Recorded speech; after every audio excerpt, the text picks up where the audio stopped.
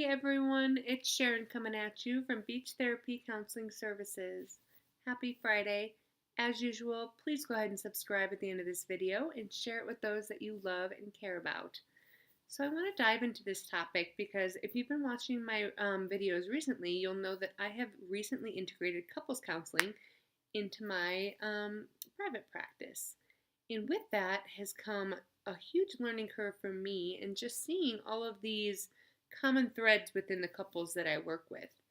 And as I learn, I'm going to share with you guys because maybe you guys are dealing with this in your relationship, and this will be your aha moment to maybe take a closer look and change some of the dynamics within your relationships. So, the one thing recently that I've noticed is this threat that so many couples, it's usually one person in the couple, but I've seen in a couple of my couples that it's both, but mostly I've seen just one person in the couple is constantly threatening to leave. And so it creates this power struggle within your relationship. If everything you do, say, think is not perfect, that my significant other, who I love and cherish and want to be with, is going to leave. So this creates an insecurity within the other partner, and then they find themselves jumping through all the hoops in order to make sure that that does not happen. And the person with the power, when you gain the power, you think, yeah, this feels good. This is exactly what I want because now I don't have to worry anymore, right? I don't have to worry that this person's going to do the things that I don't want them doing or that they're going to actually behave the way I want them to behave. However, our relationships should be 100%, 100%. We should always be giving 100% of ourselves. And by giving 100% of ourselves, we are making sure that we are equal partners and equally vested in this relationship. And when one person has more power than the other in a relationship, bad things are going to happen. It's just the way it goes. And a really good example of that is infidelity and financial difficulties where one partner starts spending money behind the other's back because it becomes the power struggle that doesn't need to be there. It's like the power struggle you have with your teenager where you're trying to control this person who wants to be an adult now, although they're not. And you find the friction between you and your daughter or you and your son, and you're wondering what it is, and it's the power struggle.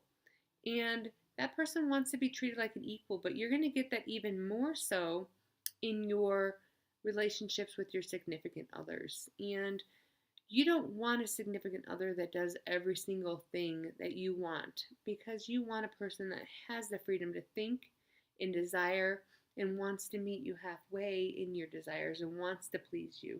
Not because they're afraid you're going to leave, but because they want to love you to the best of their ability.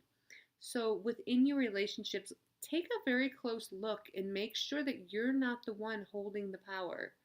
Because although it might feel good in the moment, you might feel like you have some security, really you're creating something that can be irreparable. Like it's in some instances, if you've been doing it long enough, there's no way to repair it because there's so much damage done in some of these relationships that going so deep into that psyche and into that person and what has created 20, 30, and in some cases longer years later is way too hard and too much work to do that couples don't make it. And this is where we see the divorce rate going up because you have one person who's in the power and the other person who's constantly kind of the child and either doing wrong or not fulfilling the first person's needs. So if you want to have a healthy relationship, you want to make sure that you don't hold all the power in that relationship. And that doesn't mean in certain instances you have more power, they have more power.